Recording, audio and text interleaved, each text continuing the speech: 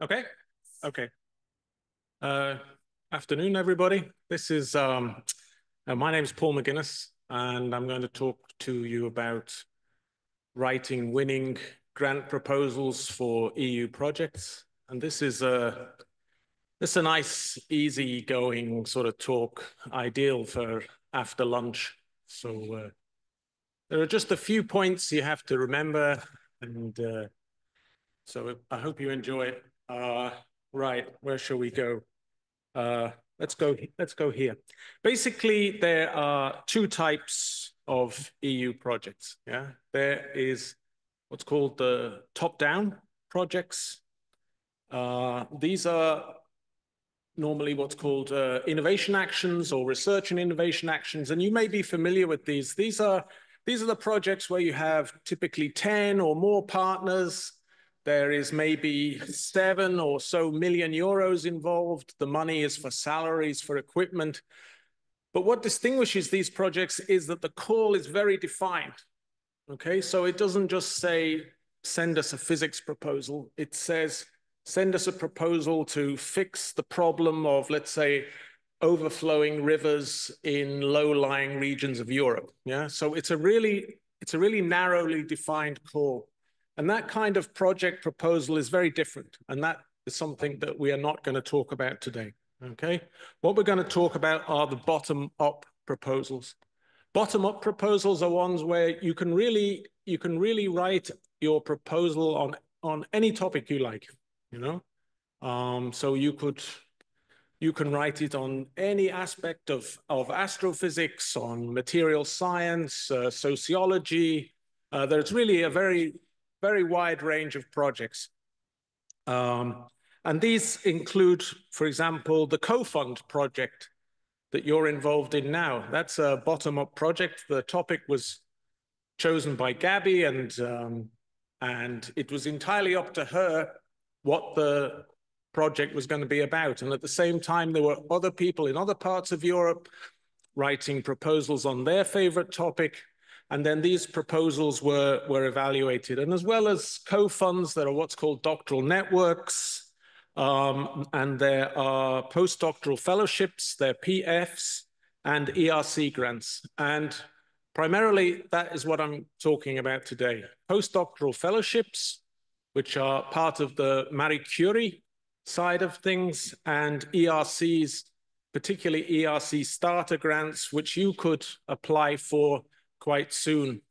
They are individual grants, so the money is given to an individual rather than a consortium, but they are also quite different.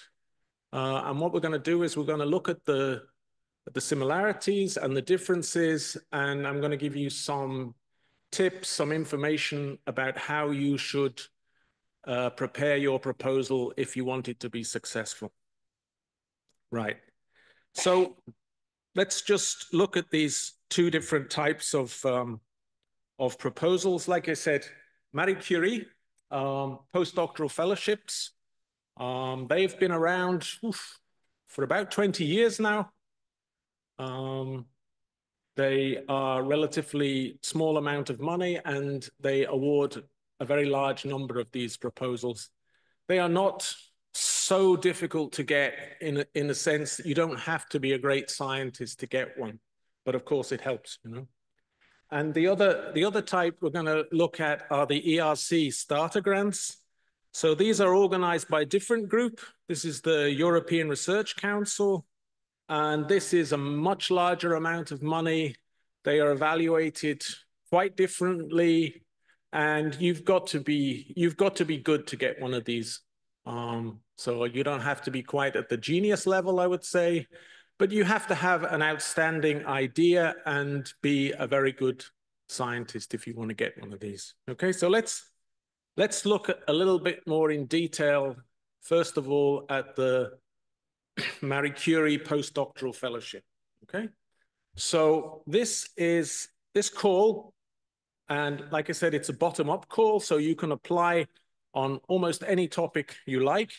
It's every September is the deadline. So I help people write this kind of proposal, and they typically come to me around about May or June. Occasionally they come in September, but it's good if they come in May or June, and they have to write about 10 pages of proposal, which is putting forward their idea for a research project, and they're asking for money for 2 years. And it's money just for them for 2 years. So it's typically about, I think it's about 150, 160,000 euros. And that money goes to the host. So you have to apply with a named candidate and a named host. Okay. So there are also some other sort of problems because it's a Marie Curie, which is called the mobility rule. So you can't apply to a host in the same country that you've been residing in for more than a year. I think it's more than 12 months in the last 3 years. And the idea about this is to encourage European mobility. They would like, I don't know, Spanish people to go to Sweden and Greek people to go to Ireland and to make us all nice and homogeneous. But they are, of course, they're global. I mean, you can apply from India, from China, from Iran, from wherever you like. But the host, of course, has to be in Europe. You've got until 8 years after your PhD to apply for one of these. Okay, let's move on. First thing you've got to do is read this. Okay, it's quite incredible how many people come to me with an idea about a proposal without having read the guide for applicants. This specifies all kinds of things about things like the mobility rule, about what kind of person can apply, how long after your PhD, and lots of information about the proposal itself. People sometimes say, for example, how much money can I have for equipment? Yeah, well, Marie Curie proposals are never about equipment. Marie Curie is principally about mobility. All of you guys, you've all come from somewhere to be here. Marie Curie means mobility.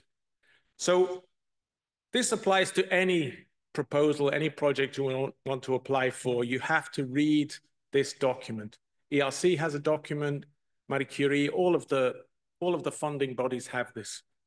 You'll also find in this document the evaluation criteria. And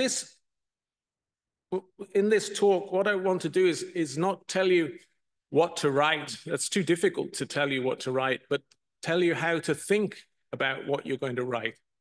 And this is principally around what's called the evaluation.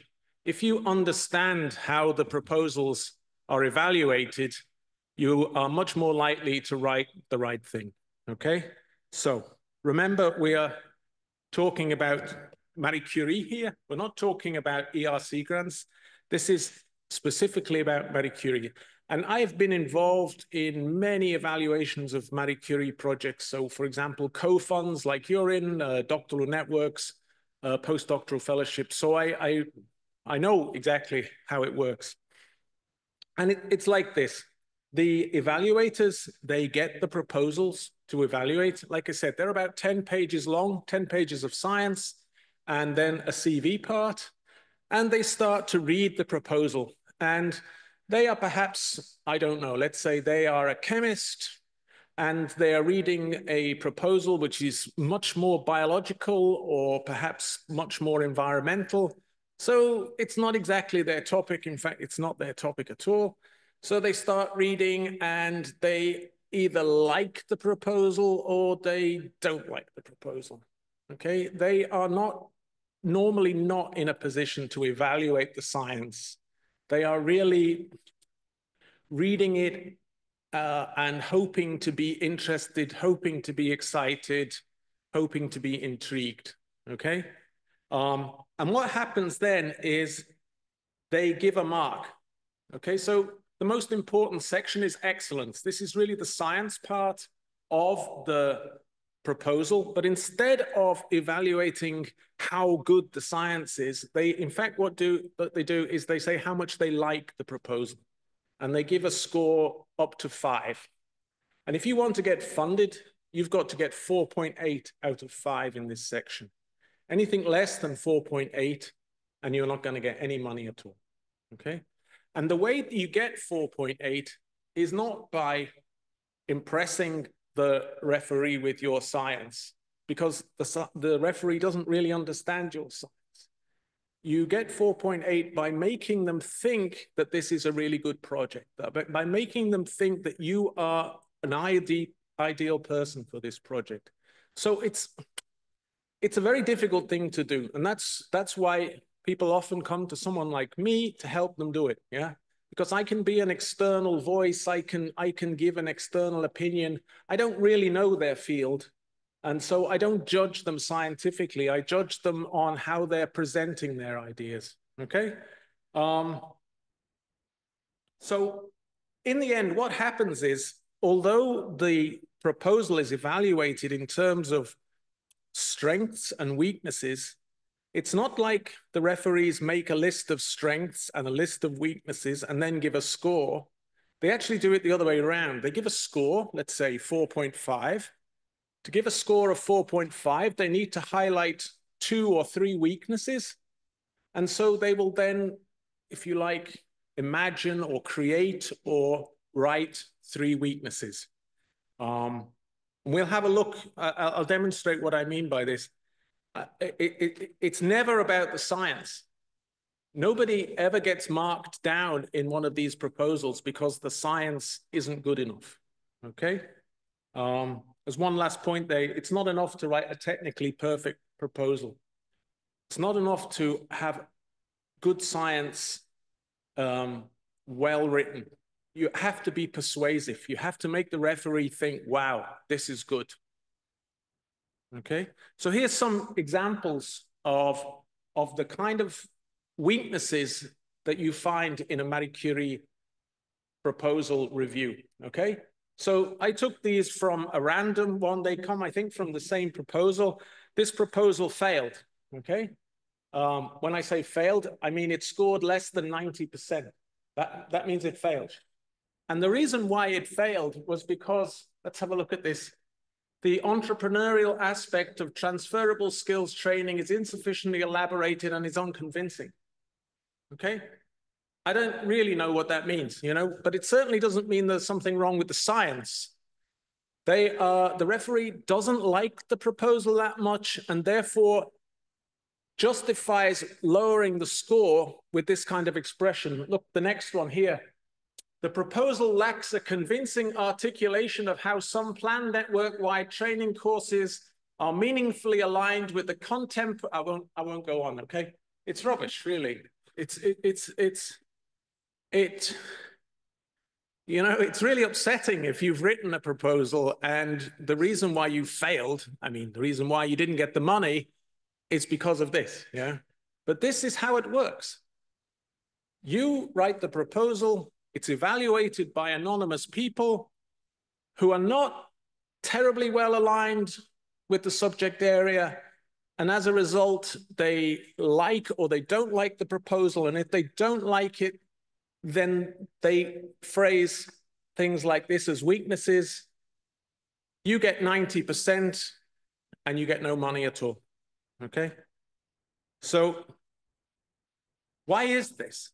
Why is this how relatively large amounts of money are decided? And, well, there are a number of reasons. The reviewers, well, it's difficult to get reviewers. Reviewers are paid 450 euros a day, which you might think is a lot of money. If you're a reviewer in Slovenia, then FURS, the agency, they want some of that. In other countries, maybe they don't, I don't know.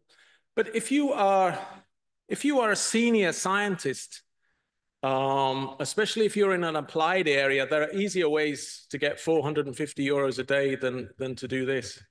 So what that means is you don't tend to get the best people. You know, you tend to get people who have, how can I put it? I mean, they have time on their hands, you know, they are perhaps not the busiest people in the, are you one? Are you one? You're very busy.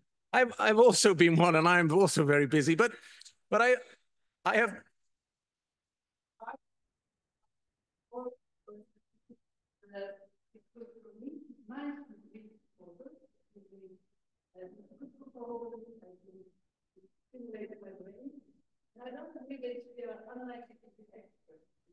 Okay.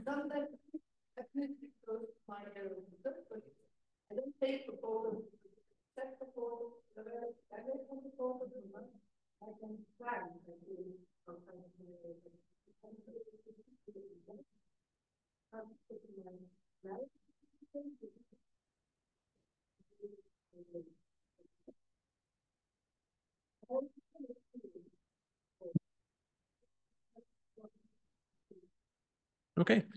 But I would suggest that you are in a minority.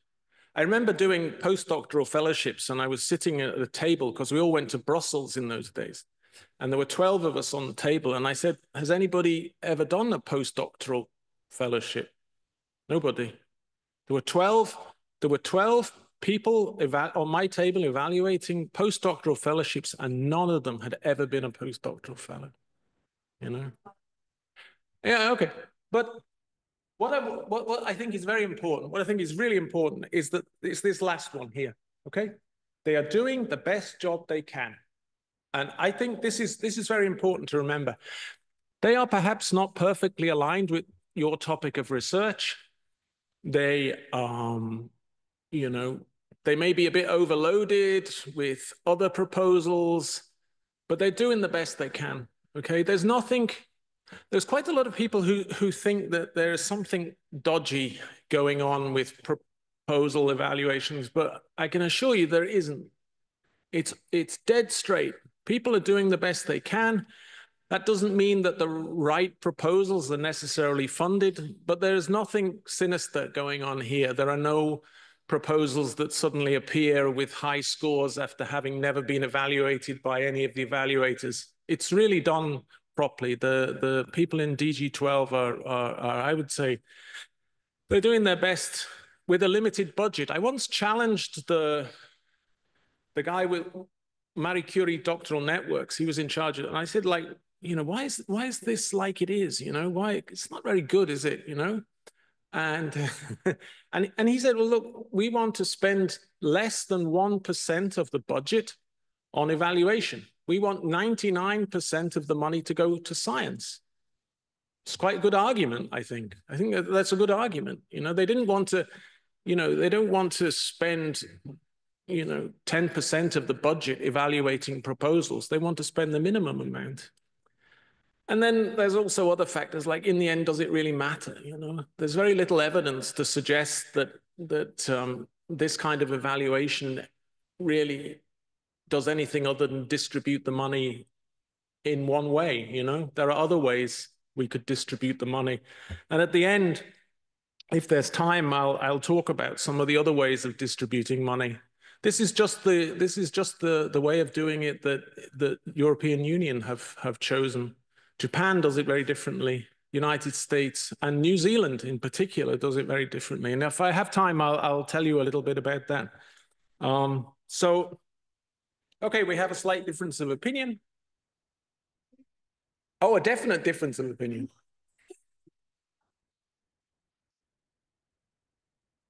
From my experience on panels, it is often a case of luck, who you get, because 3 people are evaluating each proposal for Marie Curie fellowships, and it really depends who you get.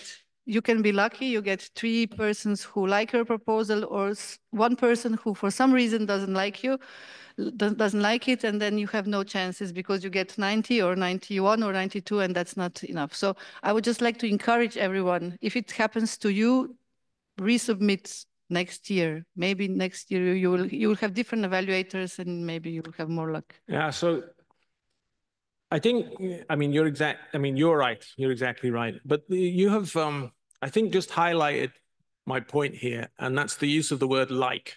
Yeah. They have to like your proposal. That's the thing. They have to like it, love it, whatever, something in that region.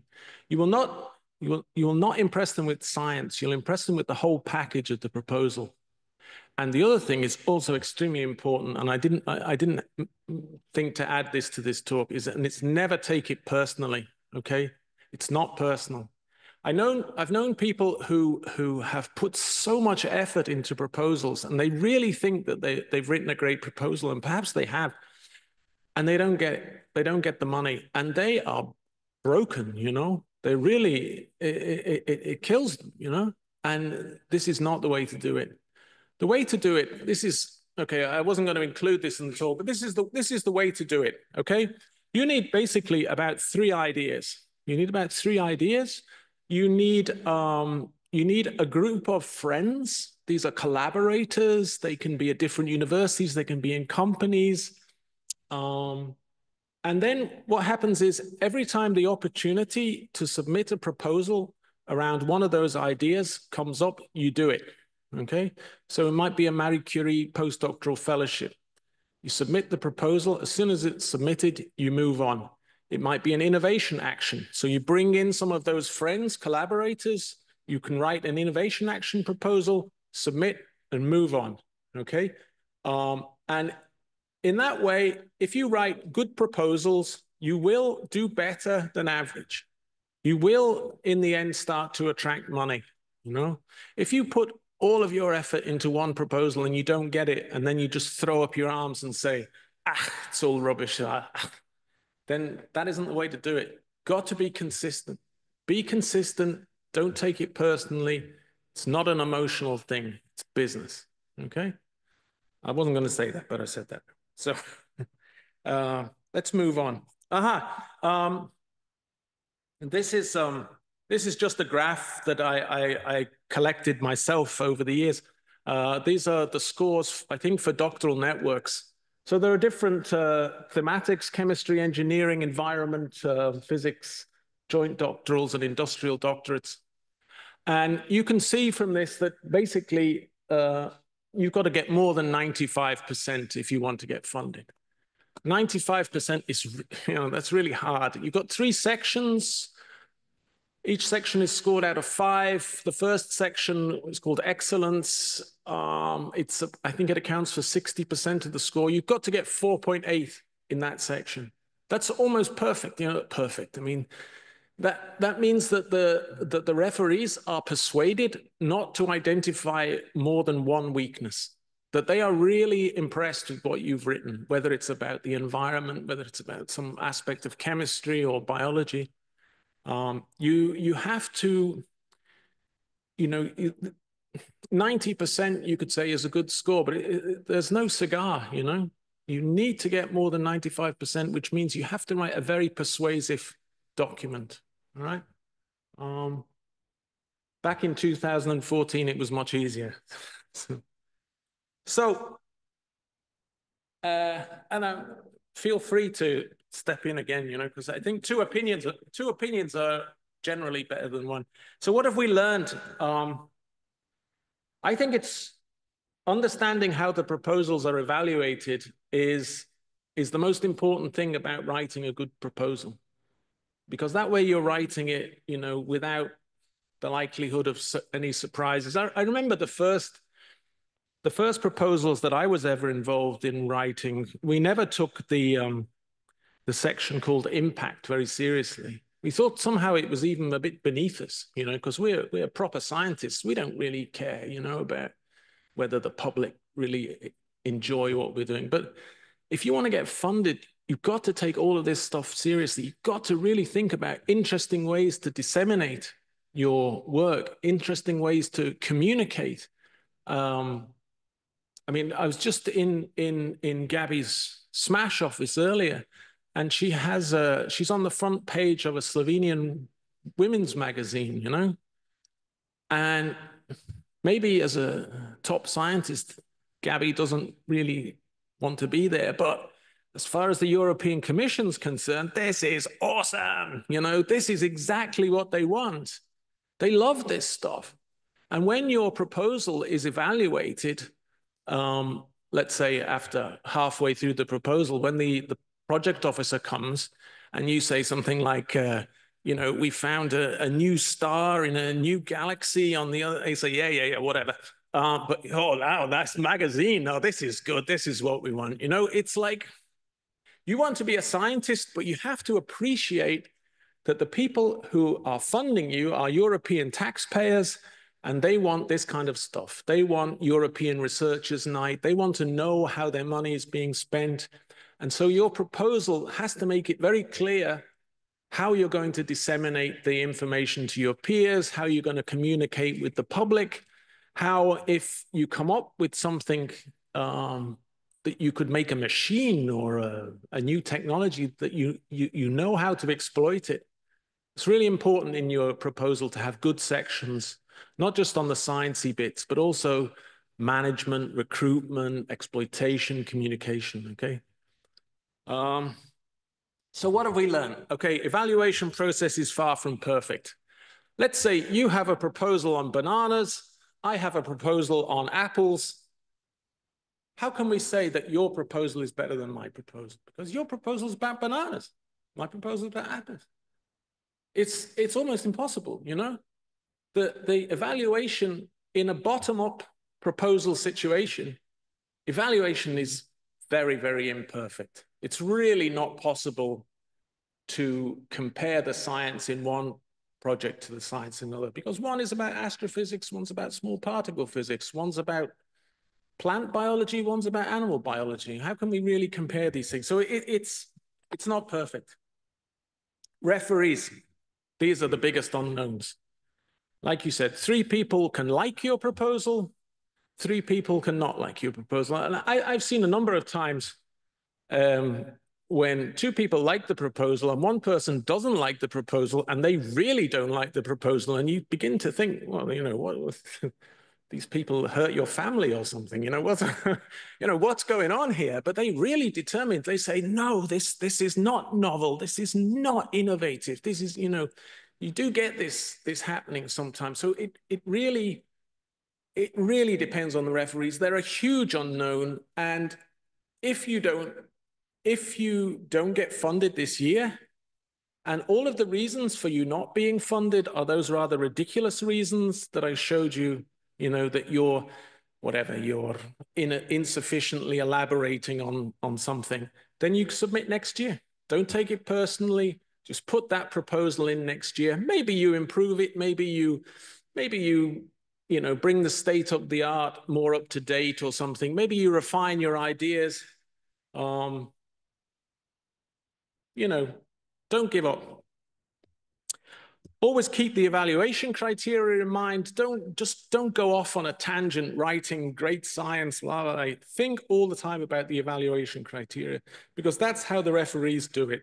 They look at the evaluation criteria. So they say the evaluation criteria might be something like, how relevant is the state of the art? And they will simply look at your state of the art section and evaluate how relevant it is, okay? So keep that. And pitch at the right level. This, of course, you don't know who the referees are, but in my experience, they are not experts in your field, so you should pitch it a little bit below your own level of knowledge. Make it a little bit more pop.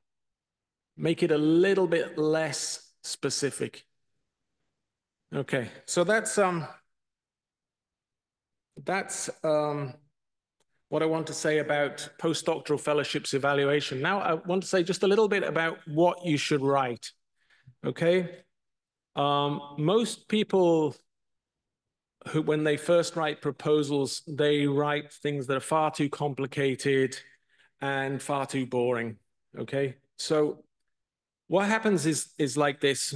When people start writing their proposal, almost invariably they begin with something like, global warming is a major problem, and this has been identified. And as a result, you know, it's just tedious, you know, it's just like, I have read this so many times, you know, or they begin, the European Green Deal has recently been approved by the, you know, it's just like, I mean, just drives me mad, really, you know, it's, you need to be interesting. You need to say something that interests the reader straight away. So, for example, I did a proposal, I think a year ago or 2 years ago, that begins with, by 2030, there will be more plastic in the ocean than there are fish. Okay? And that's quite interesting, isn't it? Yeah. So after something like that, you're inclined to read the next sentence. You think, oh, I didn't know that. More plastic than fish by 2030. Maybe you did know that. Some people probably do. Some people don't. But anyway, it's a hell of a lot more interesting, than the European Green Deal has recently, et cetera, et cetera. Here's another one. This was an economics proposal. This was a good one. I remember by the end of the century, there will be more consumers in Nigeria than the whole of the European Union. Ah, you didn't know that, did you? You didn't know that. And you think, I'll read on. Yeah. And that's how you do it. You have to, don't be boring, be interesting. Tell the referee stuff that makes them think that you're original, that you know interesting things, and that your proposal is interesting. You should also try and make it a story. Over whatever, many tens of thousands of years, human beings have told each other stories, and therefore we have brains which are very good at listening to stories and remembering stories, because we need to remember the story to tell that story to our children. Yeah. So we are very much about stories. And so you should think about this when you're writing your proposal. Try and get a story going here.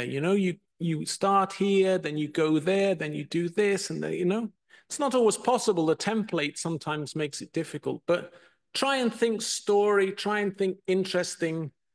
Try not to write about global warming, try not to write about Green Deal or something like that, because it's really boring.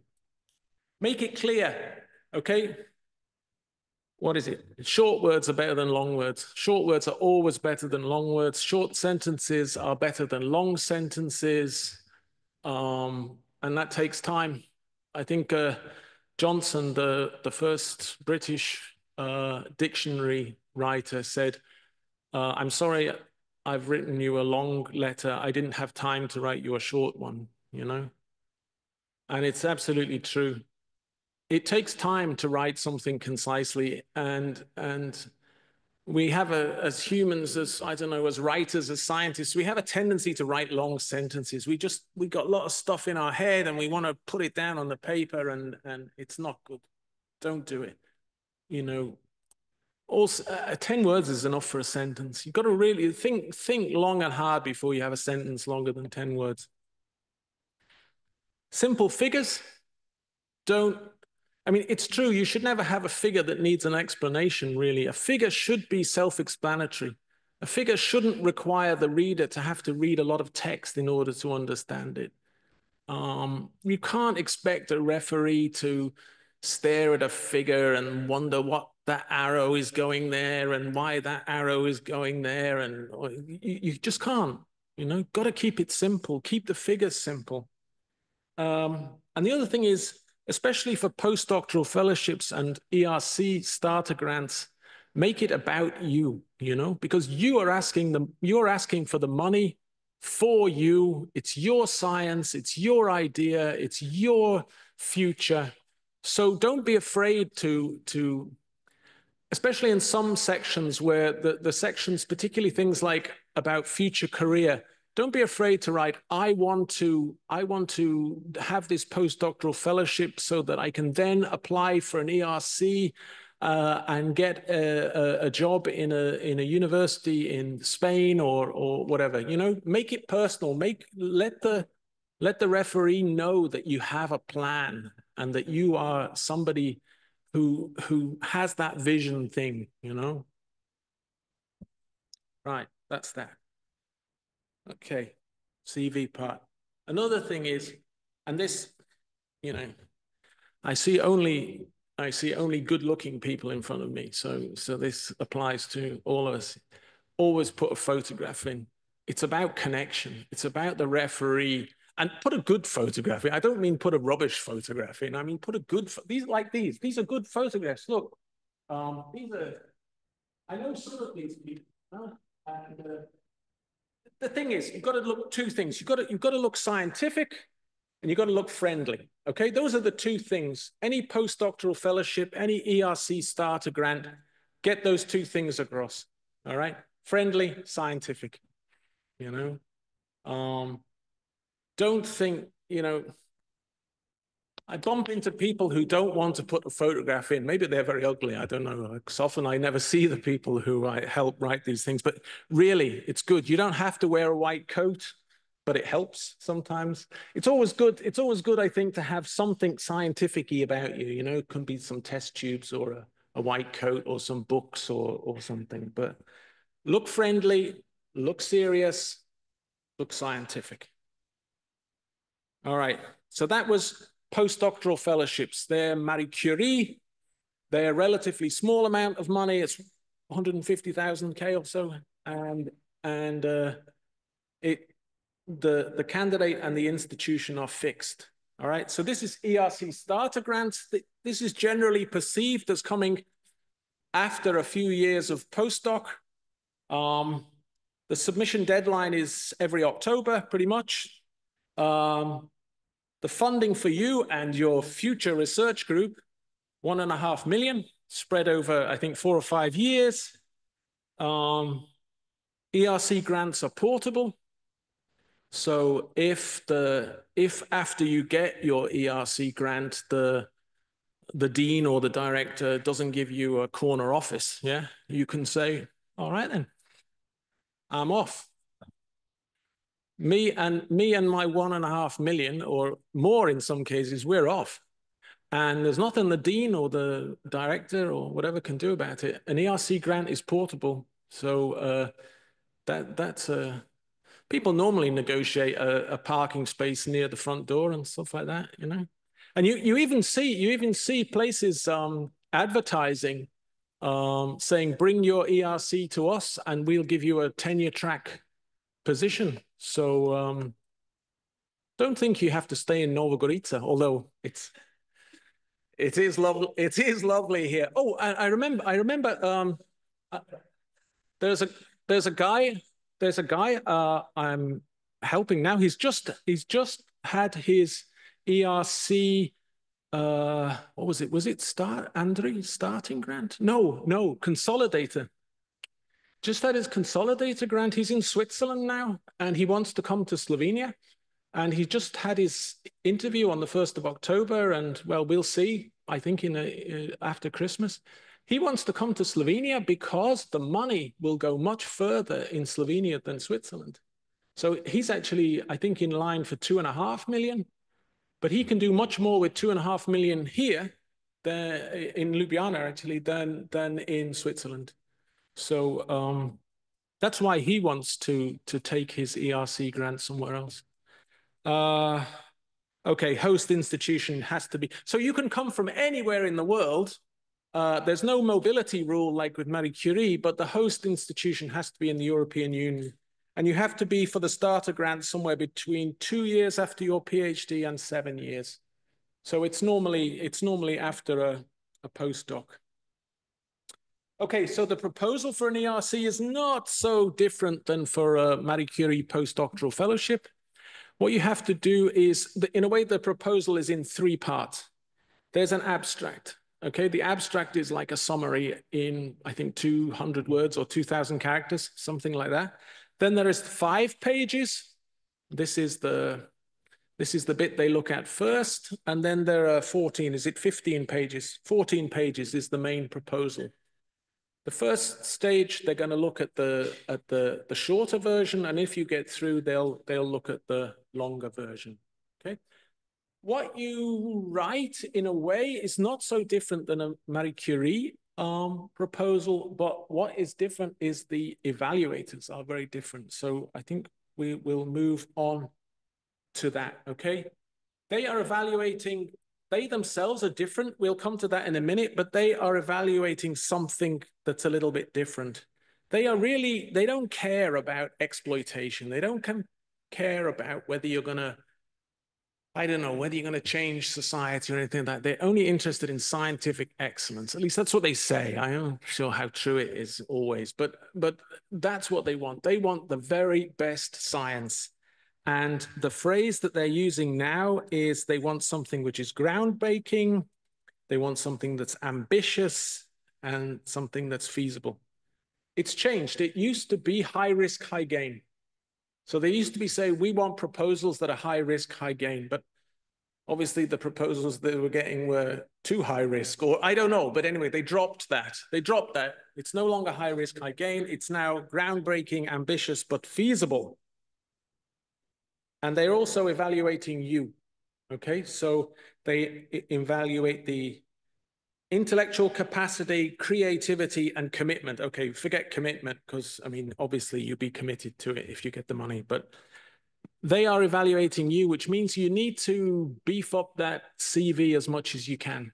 Okay, CVs matters. And I think this is I always think this is a bit unfair, because if you've done your postdoc at, I don't know, University of Cambridge or ETH in Zurich or something like that, you've probably had the opportunity to polish up your CV much more than if you're at a small university in Spain or Romania. I think that's a bit unfair, but that's how it is, I'm afraid. They evaluate your proposal and they evaluate you as a person on the basis of how well they think you will conduct the project.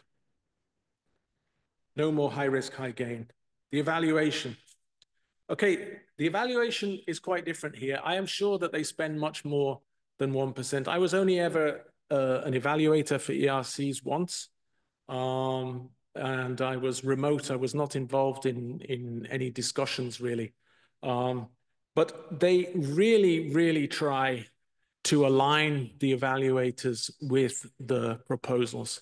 So there is, what's at the top, there is an ERC Scientific Council. So this is the top brass. Then there's the evaluation panels. So these are, I think, if you've looked into ERC, you'll be familiar. But basically, there are, I don't know how many panels. Did I write it here? I think there are about 20 or so panels.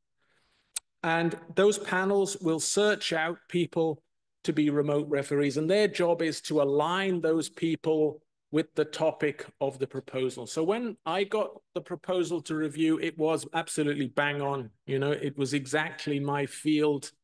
They knew that. And I think I gave a very good, I like to think I gave a very good evaluation. And I was pretty confident about it. The times that I've been a postdoctoral fellowship reviewer for Marie Curie, I hope I did a good job, but because it wasn't exactly my area, I can't really be sure. And that is the difference. That's the difference. If you're writing an ERC proposal, don't hold back on the science, you know, show off, be scientific, you know, be as hardcore as you like, you know, because you will be evaluated. You'll be evaluated probably almost certainly by somebody you know, especially, you know, if you do an advanced grant, you'll be, I mean, they won't tell you, at least they shouldn't tell you, but almost certainly you'll be evaluated by somebody you know. So that's how it is. Scientific council, then the panels, and then the remote referees. And you can see a lot of people have been involved. I mean, there have been, what's that? There have been, since 2008, there have been 123,000 evaluators. So I'm not so special, yeah, to be an evaluator.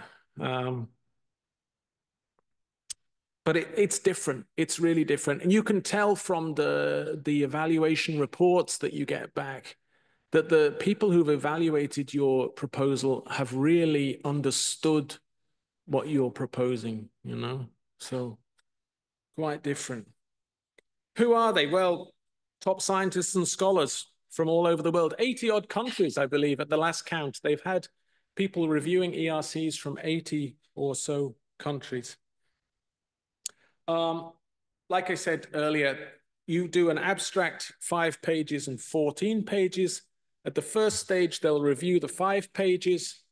If you get through that section, and that's about, I think, about a 1 in 5 chance, they throw out about 80% at that stage, you're just out.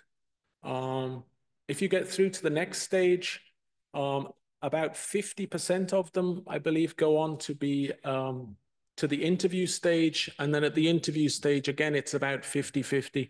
And in different countries, national bodies will often give you funding if you don't get the main prize, but if you get so far down in the process. In Slovenia, it is, do we know? You would know, Tanya would know. Right. Actually, the National Slovenian Agency is quite generous. This year, for example, I can tell you the rules. It's enough that you get beyond, if you get a B mark in the first step or anything better, you will still get some funding from the agency, which is quite good. I mean, it depends how much you will. You can apply. Yes.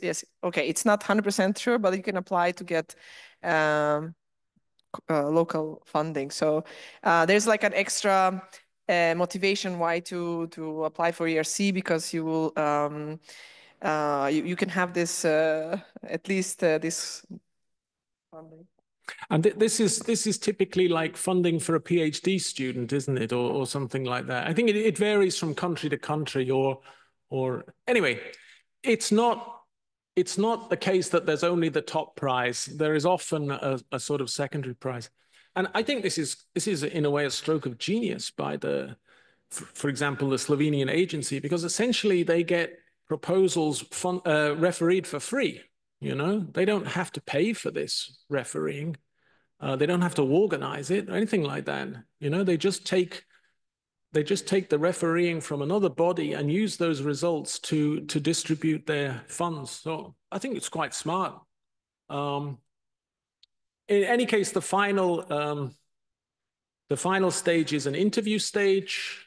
It's very nerve-wracking. It's really makes people nervous. It's all online now, which I think makes it more difficult. You're facing about 12 people. About 3 or 4 of them will ask you questions. It's more nerve-wracking than your driving test, I think. And that's pretty nerve-wracking. So I'll just sort of tell you this again. It is about the groundbreaking nature of what you're proposing. And what I want to say here is it's not enough to have an idea. You've got to have the idea and how you're going to do it, okay? So from my own subject area, it would be something like this.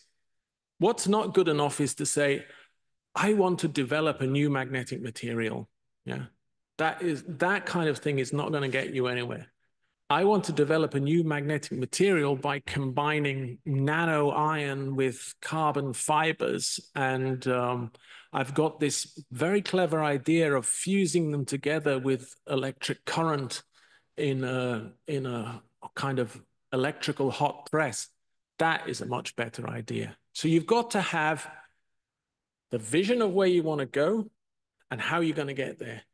Too many of these ERC proposals that I see don't have the idea of how they're going to get there. They're always talking about developing. First of all, we'll develop a model, and then we'll develop this, and then we'll develop that.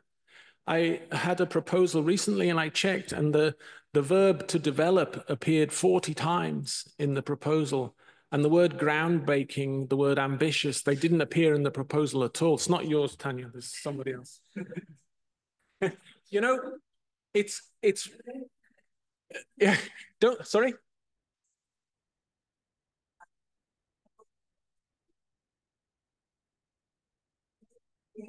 Yeah.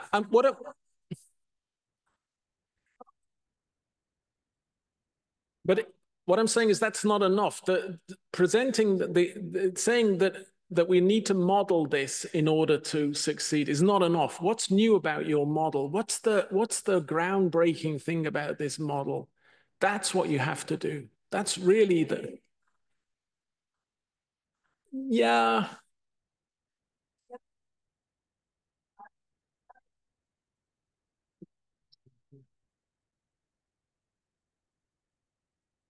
Rejected. I would say that's not enough. That's not going to get you the money. That isn't enough.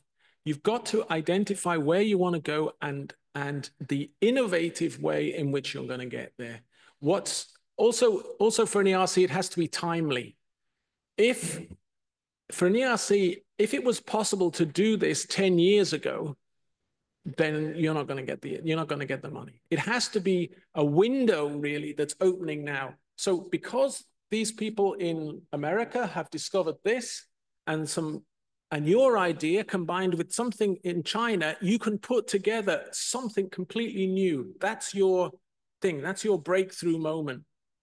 You know, it's, of course, I can't, it depends, of course, on your vision, your idea. I'm not saying that you can't do that, but in general, the weakness I find with most ERC, especially starter grants, is that people are developing models and stuff, and it's not enough. It doesn't get you the money. You've got to present that breakthrough idea, that thing that you see that nobody else has ever seen. Huh?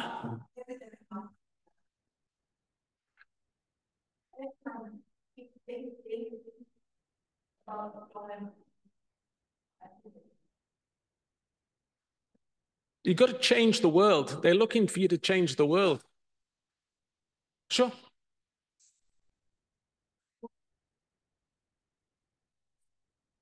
Oh,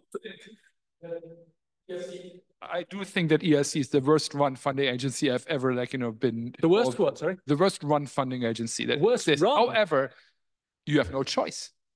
And that's the thing is, you have to write these proposals, not that you like them or that even you respect yourself. It doesn't matter. Like, sell them like hell, because, that's what they want to see. And they give you the money because they like it. And if you can look into the mirror afterwards or not, it just doesn't matter. You have the money. Play the game. Don't argue, is this scientific? The rules of the games are very, very clear. You're describing them very well. It doesn't matter what you think about it. That's not the question. Get the bloody money. It is like, don't think of this as a scientist, right? It's a game. We are playing a game. The rules are given. It is a game. And I mean, as a proposal writer, I'm trying to outsmart the referee, really. You know, I mean, I'm trying to be cleverer than the referee. That's the thing. You know? Exactly. But, yeah, it's a game. It is a game. Can I just finish? Because I've nearly finished, and then we'll do. So what have we learned? Evaluation process for ERC is better. The referees are better matched. Okay, better. I think they are. Maybe you have bad experiences. Again, it's all about keeping the evaluation criteria in your mind. And for ERC, you pitch it at the level of specialists, not at the more general that you would for a Marie Curie postdoc. So these are just some concluding thoughts, and then I'll finish. First of all, do you really want €1.5 million? Okay, this is great. This is great until you get, and the director will give you that parking space you've always wanted. But then what happens is you start to employ people. You employ people, and they have kids. And as you get towards the end of the project, you want to keep these people, and that means you have to get more money, and it can be a real headache. And I see the difference between people who get ERC grants as part of a very big group. They're fine because the group is big. When the ERC grant runs out, there are other sources within the group. Those people who get ERC grants basically on their own are often in trouble after 4 years because they've started to employ people, and it can be quite difficult. How will AI impact the writing of project proposals? Well, yeah, of course, that's quite a concern for me, yeah, because that's what I do. And I think AI will end project proposals. We will have to go to a different system because I honestly believe that they will write better proposals. The only question is when, I don't know when that is going to be, but they will write better most things, I think. And are there better ways of distributing the money? I think there are. I think this isn't a very good, it's a huge waste of time, I think, God knows how many hours, months, years goes into these writing of these proposals. And those that don't get funded, they don't get anything. They don't get anything. All over Europe, there are people writing proposals, and this stuff doesn't get funded. It's crazy, you know. Okay, so I'll tell you very quickly how they do it. Sort of. I'm gonna be a bit vague here, but in America, essentially, it's 1 page per $1 million. So if you're applying for $10 million, you won't be asked to write more than 10 pages, you know? In Japan, they tend to do it differently. They do a top-down approach. Let's say they need a new magnetic material, yeah? Who are the magnet people in Japan? Let's give them the money, you know? That's how they do it. And in New Zealand, it's the best. In New Zealand, they have a hat, and everybody's name goes in the hat, and it's very cheap. You write the names, and you get the money. And I don't believe that they are any less successful in New Zealand. Okay, so that's it. I'm happy to answer any questions, and thank you for your attention after lunch. Okay, so there was Patrick.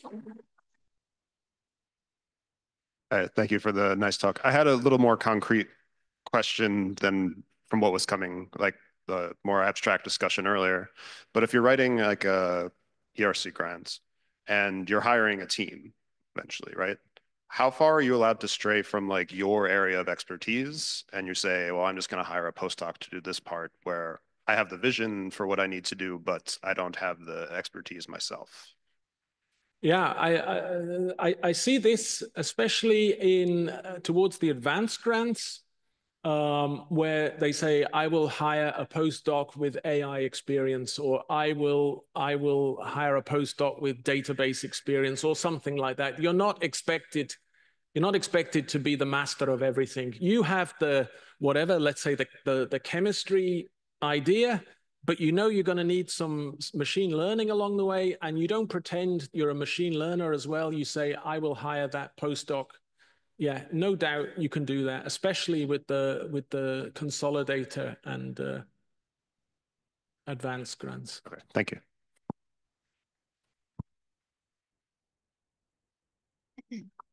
So not a question, but a request. Especially for people who are already hiring students or who are like raising students, right? So PIs. A comment regarding as a statement about people who are getting broken after being rejected by some funding agency, and about being able to look in the mirror when you write your proposal in some way so that it would be accepted. Please, please, please. It's not your duty. It's it shouldn't be your obligation. But please teach your students how to take care of their mental health, essentially, because this is highly competitive area. It is in some ways like Olympic sports, only with much less money. And there are so many young, early stage researchers who have, well, essentially, it's imposter syndrome, just who look at all this advertisement like we're looking for brilliant postdoc, we're looking for a creative, innovative, self-reliant, who can work in company, in team, and so on, like a huge list of demands. And you look at this list and you think, okay, I won't apply here because I'm not this person. I'm a loser, essentially. Teach your students to ignore those lines. Teach your students not to take indeed personally being rejected, and maybe even encourage them to like show them the example how to maintain healthy relationship with your job. Maybe even encourage them to go for psychotherapy if you see that they are not handling this well. I saw so many brilliant people, brilliant young researchers who are leaving academia, not because they cannot get funding, but because they don't even try, because they feel like, okay, I'm not that good. They are that good. Just kind of teach them to take care of this and not take all those bright, loud words seriously. This is indeed this is a business, but they are doing science, so teach them to value themselves despite what is being written in all those demands for proposals. That's it. Yeah, don't take it personally. If you get rejected, it's just business. Just move on, resubmit, submit something else. I've seen people crushed by rejection, and it's ridiculous. It's don't let it happen to you. It's awful. No. Mario? So for someone coming from the US, this was very interesting to see, because what you describe is our reality as well. I think you said that there are differences, but there aren't that many. And so maybe just to the audience, listen to this. This is really true. I've sat on many, many panels, and the process that you described for the fellowships is actually our process for grants, even up to 5 million at the National Science Foundation. It's 15 pages. And frustratingly, it even starts at lower ones. So if I apply for 400,000 or 500,000, it's still 15 pages. So this is maddening, it's frustrating and so on, but yeah, you got to find a way to make your project interesting, and just assume that the folks who are on the panel will not entirely understand it, but what you need to do is you need to excite them about what you're going to do and give them some confidence that you're able to do it. Yeah, I was involved recently applying for a grant in the United States, and I was hired to write the grant, and at the same time a lobbyist was hired. So this was somebody who was going to lobby. I don't quite know what they were going to do, but it wasn't as simple as submitting the proposal. We were also going to go around and make contacts. So maybe one thing is to make referees, evaluators excited about your project, which is very positive, and this is definitely what you should aim for. The other thing is when you overdo it, what breakthrough it will bring. Sometimes as an evaluator, I feel like they're like exaggerating. They think I'm stupid. So here I think it's really, you have to be very careful of the thin line between making it really like strong proposal, convincing, but not overdoing. Not saying that you, as a Marie Curie fellow, in 2 years you're going to solve everything, or for ERC grants that you're the only person in the world who thought of this idea. And I think this is unfortunately the system. Yeah, I know. It pushes you in that direction. But just you have to know where to stop, where is this thin line that then maybe it can backfire. If you write, I'm an average kind of guy, and probably other people have had the same idea, but I agree. Like I said at the end, I don't think this is the best system at all. I really don't. It's maybe I think AI will change it, quite soon. Indeed, it's my question. So you are asking how will AI impact? I wanted to ask more how it is impacting, in a sense, like I imagine that the vocabulary is becoming more similar between proposals since everybody's using it. Yes. So what is the near-term strategy? So I agree that in long term, I don't know, we'll have to change the system. But now in the short term, what is the intermediate strategy? Like, should one differentiate the language, or I don't even know, like. I think the interim thing will be, you will have to sign a document that says this proposal was prepared without the use of AI, signed principal investigator. That will be the interim state. You don't think so? Yeah.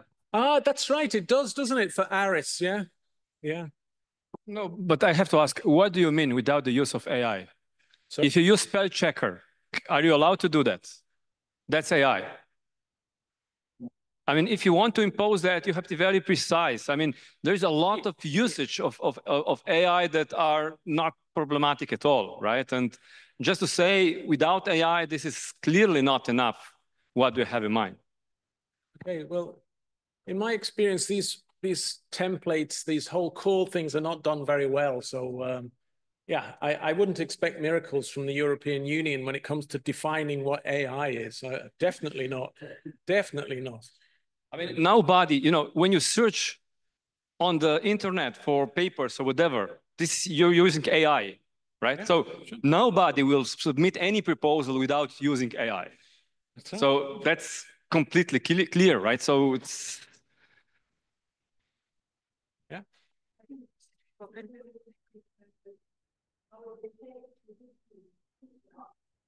Yeah. That's why I think you'll have to sign this statement saying you didn't use AI.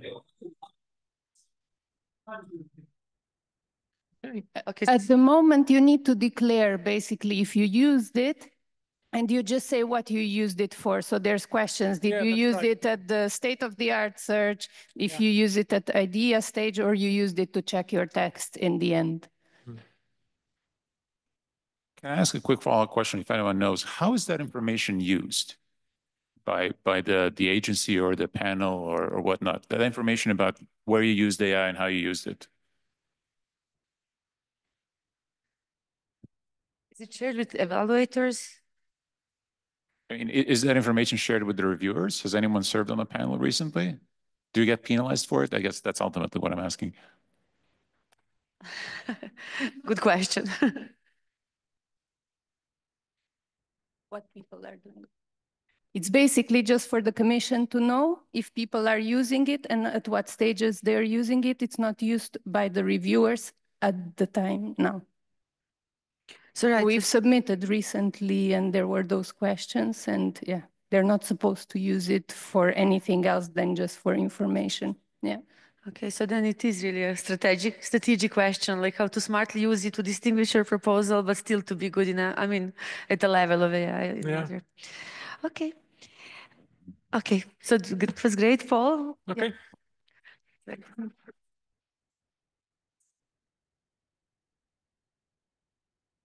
Okay.